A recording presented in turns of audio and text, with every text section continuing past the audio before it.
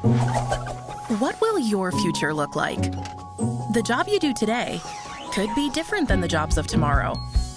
Some see this as a challenge. At UCF, we see opportunity.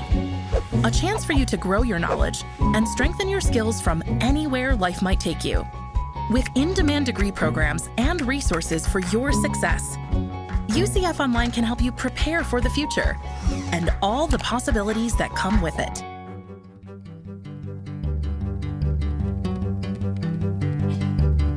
From the University of Central Florida's Center for Distributed Learning, I'm Kelvin Thompson. And I'm Tom Cavanaugh. And you're listening to Topcast, the Teaching Online podcast. Hey, Tom. Hey, Kelvin. Sounds like you got your professional radio guy voice going today. Yeah, you're listening to Topcast. Coming at you live, spinning the hits here at 7:45. We got a traffic on the nines. You and I, we could be the morning zoo of online learning. Or the afternoon zoo. I don't know. It's just after a lunchtime. general Zoo. unkempt zoo. Yeah, that's probably the theme there. There's a callback. I haven't thought of it in a long time. You might remember this too. On PBS, of course, there's Sesame Street. There's Mr. Rogers, Via Alegre. But there was also the New Zoo Review. It's the New Zoo Review, coming right at you. Oh, yeah. I remember the New Zoo Review. I loved it. Zoo. The hippo, Henrietta Hippo, was it? Henrietta Hippo, yes. Yeah. I like that. Yeah, that was all good. That's good stuff. That's what I think of. So if I could be that kind of online learning zoo, I'm okay. That's a good zoo to be I'll in. take that kind of a zoo. That's a good zoo. Yes. You know, All right, go ahead. I was just going to say, you know what they do in zoos? They drink coffee. I was wondering how you were going to get there, but I didn't see it. I still don't, because I don't know that that's true. I probably should have let you talk. It's all right. Do they? Do they? Yeah, Do they drink? well, in this zoo we do. Okay, that's good. Well, I was just going to say, we haven't said this in a while, but we do describe this show as a collegial conversation about online teaching and learning conducted over a shared cup of coffee, which is why we do kind of bring in the coffee a little bit now and again. So it's all good. So yes, in this zoo we drink coffee. Yes. That's another way of saying it. And I'm drinking something that you are. have poured for me just momentarily ago, a moment ago, something like that. And I'm sipping it and enjoying it. Well, that's good. You're probably wondering what it is. I am wondering what it is. Well, today's coffee, Tom, comes to us from Topcast listener, former guest, and OLC colleague, Dr. Jessica Knott. Jess had a hometown roaster, Strange Matter Coffee in Lansing, Michigan, ship us this light-roasted, single-origin, natural-processed Ethiopia from the Sidamo region. We've had a variety of Ethiopian coffees over the years on the show, and we've discussed previously that with a few distinct growing regions and unique flavor profiles, Ethiopian coffees have a well-deserved reputation for being among the best in the world. So, how's the coffee? And could you find a connection to today's topic in there somewhere? I like the coffee. Thank you, Jessica Knott. The connection, I was listening hard because sometimes you embed your connections deep. Obfuscate. You got to go deep, yeah. And the only thing that's sort of popping out at me was your last sentence. I think, would you say a well-deserved reputation? Yes.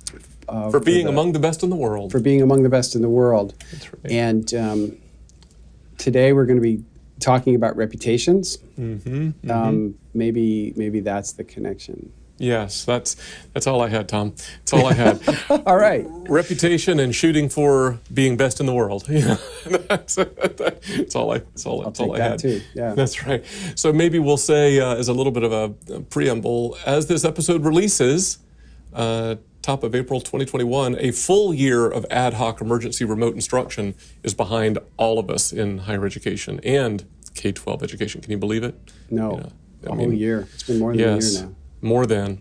Throughout the past year, we've addressed many current and anticipated impacts of this activity in the field of online education. But one thread we'd like to examine a bit more closely is what we think of as the need for reputation repair in our field following a year of widespread adoption of ad hoc practices and emergency online tool use. And I think we've been pretty clear, we've certainly tried to be throughout the past year of Topcast episodes, that our position is that actual well-designed and supported online education is quite different from ad hoc emergency pandemic response of remote instruction. But we've said before that this distinction is kind of lost on many stakeholders.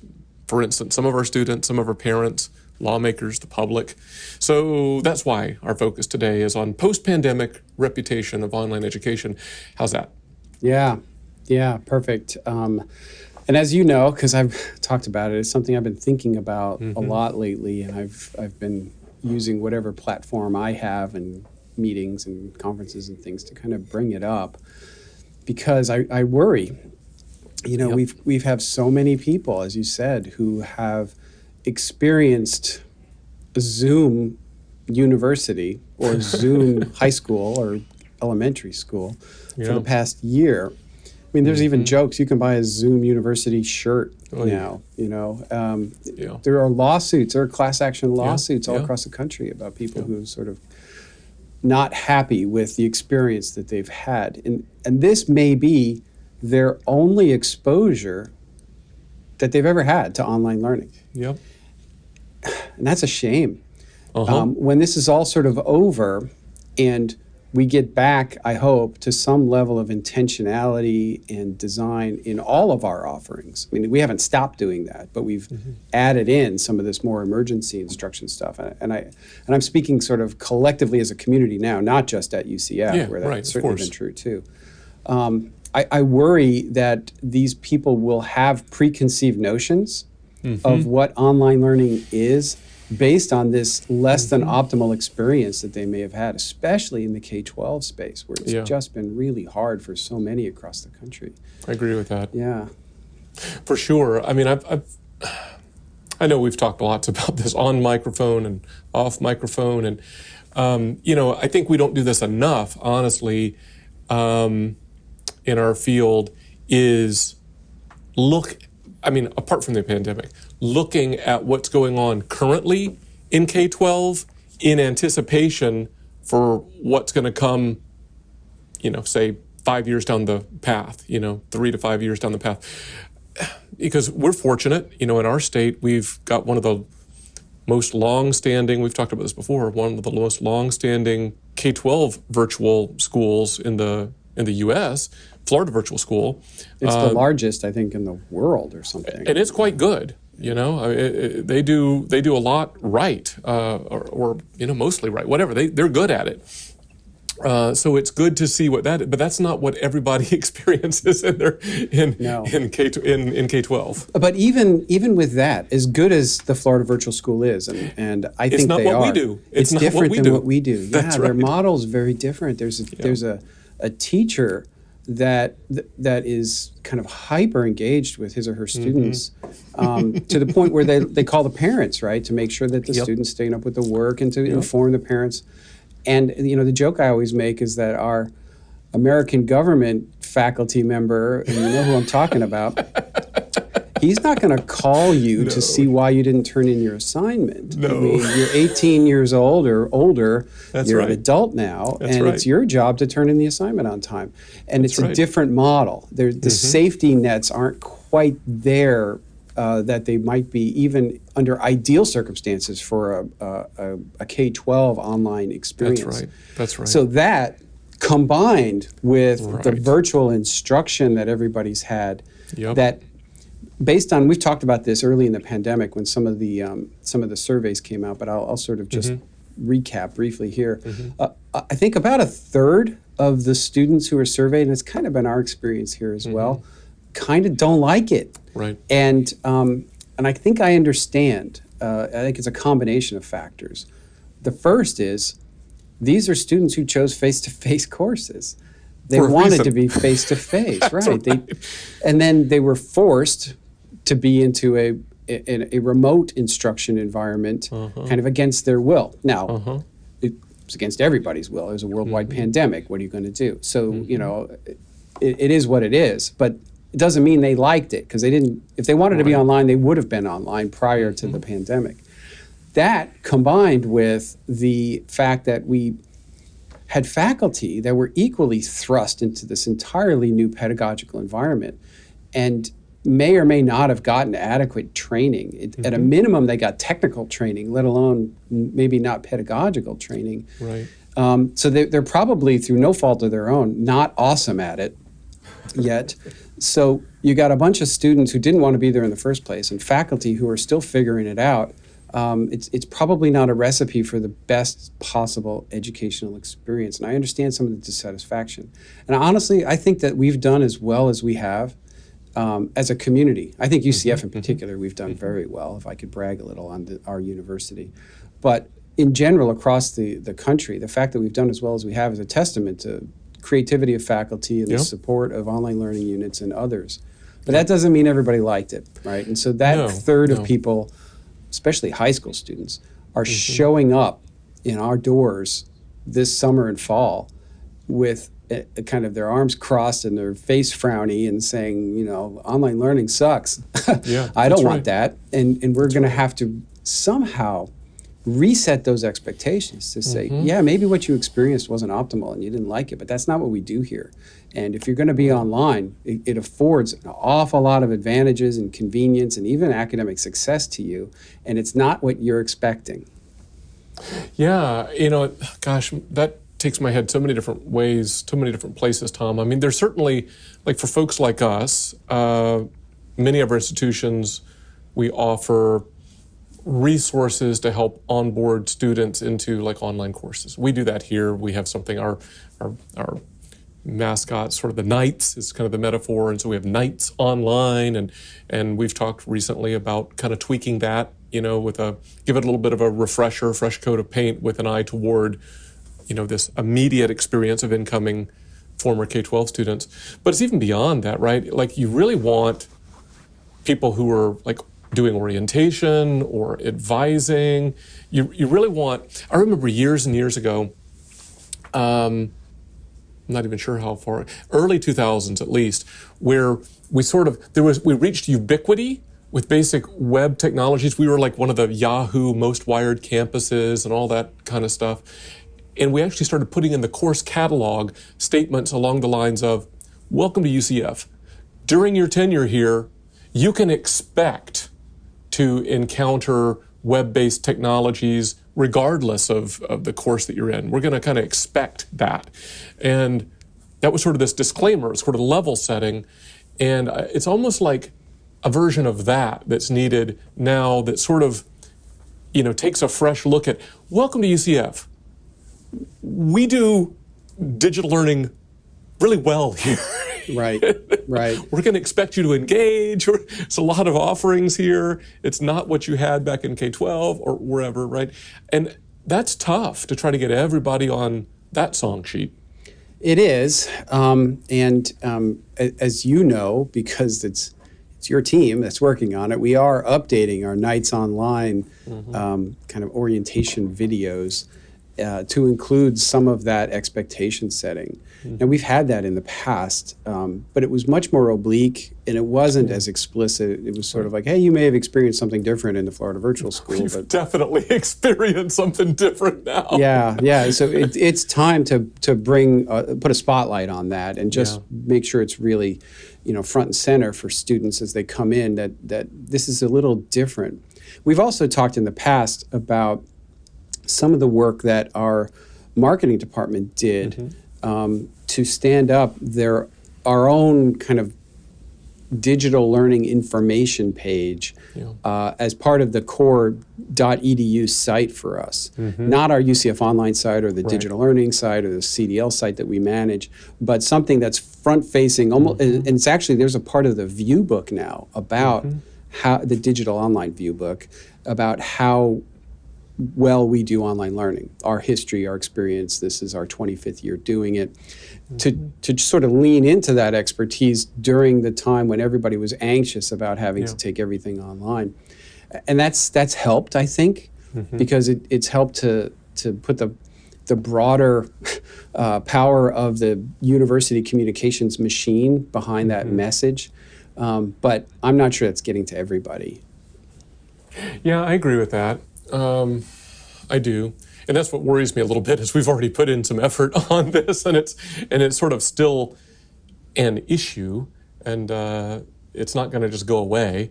And that's even just in our own institutional context, just like the institutional context of our listeners. But then there's sort of our broader kind of higher ed context and kind of the reputation of online and digital learning broadly across the U.S., across the world. You know, we've talked about this. You've sort of put out there that, you know, we really need kind of a bigger push, you know, across the industry, maybe an opportunity for a lot of folks to collaborate, maybe a number of professional associations somehow to do a version of what you just described at our institution. You know, how do you take that big message way out there? We know something about online education. We do it well. Here's what the data say. Yeah, agreed. I've sort of described it as we need sort of a national PR campaign that can maybe do some of this lifting with the media and policymakers and parents. I mean, it's across the board of people who I think have a certain set of expectations based upon the experience of the past year that it would be good to reset. It reminds me a little bit, many years ago, I was asked by Diana Oblinger when she was president of EDUCAUSE to join a group that was writing kind of a policy white paper across a bunch of different higher ed organizations like OLC and UPSIA and WCET. There's a whole bunch of them. I think it was Jarrett Cummings and I were the EDUCAUSE people, and it was to accomplish something like that about sort of the value proposition of online learning that could be shared with policymakers. We all met at the UPSIA office. No, we met at Cooley's offices in DC, I think, when they existed, I guess, as a law firm. And it was really targeted at sort of that Washington corridor of policymakers. And I wonder if we shouldn't do something again like that and you know, get all of those professional organizations together to put out a statement or do some press releases or put some tracks into some conferences or, I don't know, push them into other conferences like NACUBA or other kinds of, you know, non-online conferences. I think that's an excellent idea. I really do. I mean, I joked about it before we started this recording, like, you know, like it or hate it, you know, Garrison Keillor's made fun of like the National Ketchup Council or whatever on Prairie Home Companion.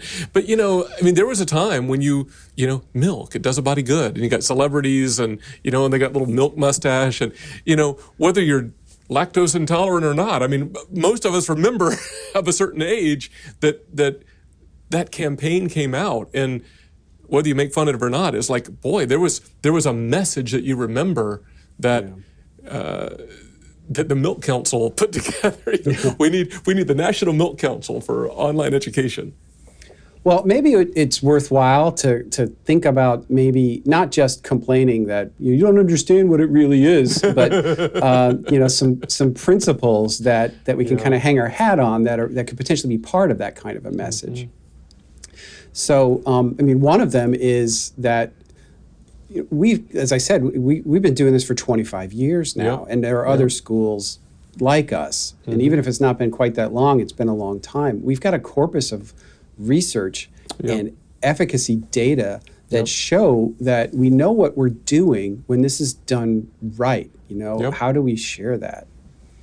Yeah, I mean, Oregon State curates that efficacy database from a disciplinary standpoint, which is great. We've got a long-standing longitudinal impact evaluation work here, thanks to Drs. Chuck Jubin and Patsy Moskal. Shout out to our colleagues over at SUNY Oswego's Tea for Teaching podcast. They did a recent episode, It's Been a Year, which I love. It's a great title. It's been a year. And it's been a year. Yeah. And, you know, and they make a good, strong defense of kind of real online education as differentiated from, you know, this more recent stuff. I think that's all good. You know, we've got our own teaching online pedagogical repository, where we anchor down to professional practice and research literature. There's lots of stuff. Tanya Justin's data work, you know, that National Center out of University of Wisconsin-Milwaukee that she runs. We have lots of stuff that we can offer up. Shout out to our own Teaching Online Pedagogical Repository. Yes. topper.online.ucf.edu. Yeah, that's right. Yep. And another aspect of this, and you sort of alluded to it a little bit as you were talking about sort of the lack of understanding of what we really do. And it's something I've dealt with a lot because I've had to write letters to parents or respond to messages from parents. And there has been a theme that when students who maybe haven't experienced online learning before have been placed into our what we would call high quality online asynchronous courses, that they're quote unquote having to teach themselves. I hate that. Yeah, and that they're not getting their money's worth. The faculty have abdicated their responsibility and they're not doing anything, and they've abandoned the course, so to speak. It's just, here's a bunch of materials, go teach yourself. Like, here's a book, go teach yourself. And of course, we know that's not the case, but it's based on a mental model of I think you said this, telling isn't teaching and listening isn't learning, right? Yeah, that's right. And that's what goes through my mind when I think about these situations, because they've got this mental model of a lecture hall, say, Yeah. and a faculty member in the front, sage on the stage, just talking at you, filling up the receptacles of knowledge while they all sit there dutifully say that 10 times, absorbing the wisdom from the front of the room, and that equals learning. And so, of course, the analog online for that is, okay, you're on Zoom. You talk at me, I listen. It's just like the classroom. Well, maybe it's better in an asynchronous course that's been well intentionally designed, that has engaging media and pedagogy and discussions and other kinds of things. And how do we reset the expectations around the co-construction of learning, around constructivist pedagogy, without sounding defensive? It's something that I've tried to walk a line on. It's hard. Yeah, it is hard. I get that. And you and I were talking a little while ago before we hit record that I just left a session earlier today that Tanya Justin was doing within the Blended Learning Summit at the OLC Innovate 2021 conference. And she shared a construct which I liked a lot. I can't remember if I've seen it before or not, but she described it as like 4 dialectics, right? 4 continua, right? 4 domains: technology, time, space, and pedagogy. And she was talking about blended learning, but there's a range in each of those. And she said, the first 3, like technology, you're kind of at the midpoint. It's a blend. Time and space, there's a midpoint because it's a blend. But pedagogy, it kind of ranges from like passive to active. You want active. And I think that's true of all of our modalities, whether it's fully online, gosh, even fully face-to-face, but we don't act that way. Right. We in face-to-face, we talk about active learning like it's an unusual thing. Online, I think we've lost this. I think we've lost ground on this over the last couple of decades. But, when we started out, the assumption was, like you said, co-construction of knowledge, constructivist. The expectation by default is you're more active than you would have been in a traditional face-to-face course. Right. So that's different. That's not fill their heads with knowledge. Right. Yeah. And then, there are advantages to asynchronous flexibility that work for the non-traditional learner, or even for traditional learners with non-traditional demands on their lives, whether it's work or, even, I don't know, you're an intercollegiate athlete, or you're in student government or fraternity life or something, sorority life, whatever, that puts demands on your time, and it gives you some flexibility if you have an asynchronous class. Yes. If you don't have an asynchronous online class, if it is just log into Zoom at 10 o'clock on Thursday and get lectured, you eliminate half of that flexibility. Yeah, you're singing my song. I mean, I've been, as you know, bemoaning this for a while. I think we have to be open-minded post-pandemic about seeing things new and being open to the role of synchronous online teaching and learning, and how our experience with synchronous have done well can mutate some of our existing digital learning modalities, but we must not do that in a way that disadvantages, students who have benefited from 2.5 decades of doing it well, the asynchronous way. Yeah, agreed. So I don't know. We want to belabor it any more than we already have. Yes, I do. Let's beat that drum some more. Yeah, but I don't know. Here's official, for those who are listening who might be in positions of authority at our various professional organizations, if you want to all meet in Orlando, we'll host you in our building to write up something. I'll make some coffee. Yeah, we'll bring coffee when it's, I guess, everybody's ready to travel again. But if not, we'll host the Zoom meeting. That's right. If you want to facilitate that kind of a discussion. I really do think it's worthwhile. I agree with that. It's important to get that message out. And it's not defensive. It's about looking out for students. It's about advancing the value of meaningful learning. It's all about that. Well, and it's also just telling the truth in many ways. It's about what we actually do as opposed to what you think we do. Yeah, that is true. I don't know. I think we're coming down to the finish line, Tom. Shall I try to land the bow? Yes, land the bow. Yeah. So, post-pandemic, when this is all over and I sort of feel like there's light at the end of the tunnel. I've had my first shot as we're recording this. Me too. There will be a far larger group of people who have firsthand experience with or even indirect knowledge of what they consider online education as a result of what we would call remote instruction. And as online education professionals, we need to start working now on rebuilding the high quality reputation of our traditional, quote unquote, real online courses. Yeah. I'm with you. Absolutely. I think that's exactly right. So let's do that. Yes. Okay. You said it. We'll do it. Right. Well, that's a good place to leave it. So, hey, we'd love to hear from you, dear listeners. If you want to engage with us about brainstorming even how to do that at your own institutions, I'll put us out there. I'll say, hey, we'd be happy to talk to you. Reach out to us, topcast@ucf.edu. Somebody will get back to you. It might even be one of us. But we'd love to engage about how to move this forward. Well, Tom, I guess it's about time to pull the ripcord on this shoot. So until next time, for Topcast, I'm Kelvin. And I'm Tom. See ya.